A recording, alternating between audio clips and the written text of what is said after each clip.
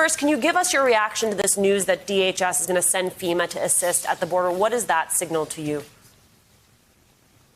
It's an admission that this process is not working as it is right now, Alicia, that there is a massive overcrowding situation at the southern border. The Department of Homeland Security cannot get a record number of migrant children out of its border jails, and whether they're cages, which is what I saw during the separation crisis, that facility is now closed for renovation, or plexiglass dividers, which sources say they're using now in certain facilities along the border. It is not a place for children to be, and this is an admission by DHS that they can't get them out fast enough, that HHS cannot take those children in with child welfare professionals fast enough. And so now they're calling in FEMA, the emergency managers, to deal with natural disasters, with COVID relief, you name it. And now they're going to be involved in the sheltering and secure caring of migrant children at the border. Jacob, talk to me a little bit about the factors that are contributing to why we are seeing these young migrants come now. And is the messaging that we're hearing from the White House, right? They are repeatedly saying the border is not open. Now is not the time to come to the border.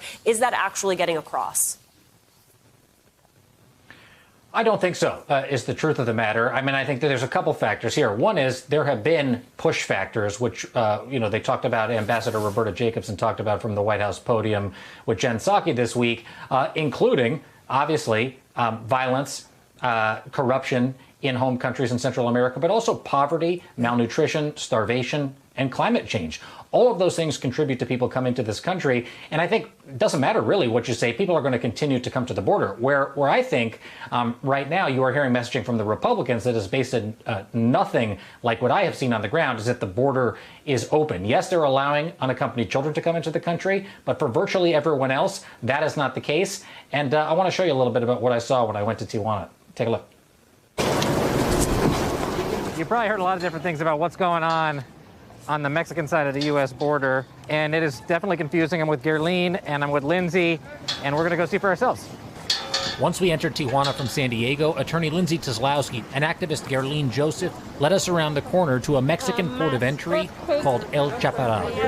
This is pretty intense. Yeah, people are in extremely desperate situations. They've come here hoping that, we'll be able to tell them how they can actually vindicate their right to asylum. In most cases, unfortunately, our answer is really that there are no options at the moment. What you're looking at right there is a table, basically a kiosk set up by a consortium of immigration activists, people trying to get information about how, if at all, the policies under the Biden administration are different than under the Trump administration.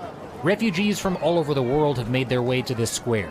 Many of the Haitians are survivors of the 2010 earthquake that killed hundreds of thousands and don't have a legal pathway to asylum in the United States. What's happening here? What's happening here is that we have a lot of those migrants, Haitian and also from African countries.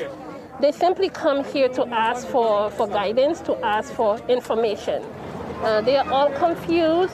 What's interesting to me is when you hear the Biden administration saying we're going to have a fair and a safe and a humane system, and it's going to be a departure from Trump, most of, if not all of these people have been and will be under the same system that they were under Trump, under Biden. Under the same system. At the other end of the information kiosk, attorney Erica Pinero was handing out information flyers to migrants from other countries. I heard today at the White House the Homeland Security Secretary say, what we're doing, the way we're processing, this is a big departure from the Trump administration. Is it fair to say that it's a big departure yet? Not much has changed since Trump. They've only processed a handful of people each day. Beyond those already on the border, the World Food Program reports that drought and famine, compounded by economic collapse due to COVID, are worse than ever in Central America. And because of that, the NGO says nearly twice as many people they surveyed are planning to migrate compared to 2018. And how about just recent arrivals? They keep saying, don't come to the border, stay home. Are there people that you've met who have just arrived here, haven't left Central America or wherever? The vast majority of people have been in Tijuana for at least a year, sometimes two. I've met, I would say, less than 10% of the people are recent arrivals. How long have you been waiting to get into the United States? She's been here for 2 years. 2 years. 1 year, 1 year. A year. The majority of them have been anywhere between a year to 2.5 years. A year to 2.5 years, you hear there, Alicia, waiting on the border. So when you hear criticism, again, of open borders, That's certainly not the case on the ground where I was. And when you hear the White House say the border is not open, that is exactly what we saw.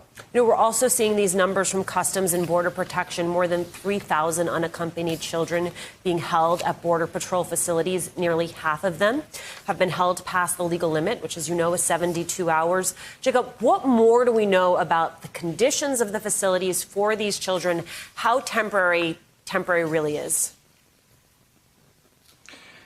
Well, that's an excellent point, which is these are soft-sided, as DHS calls them, tent facilities, as any of us would call them, facilities. They're supposed to be temporary, but what you're seeing is children backing up at a rate that they are there for 3, 4, 5 days, if not longer in certain cases. That is not only past the legal limit, but that is a recipe for not just overcrowding, but inhumane and unsafe conditions for these children.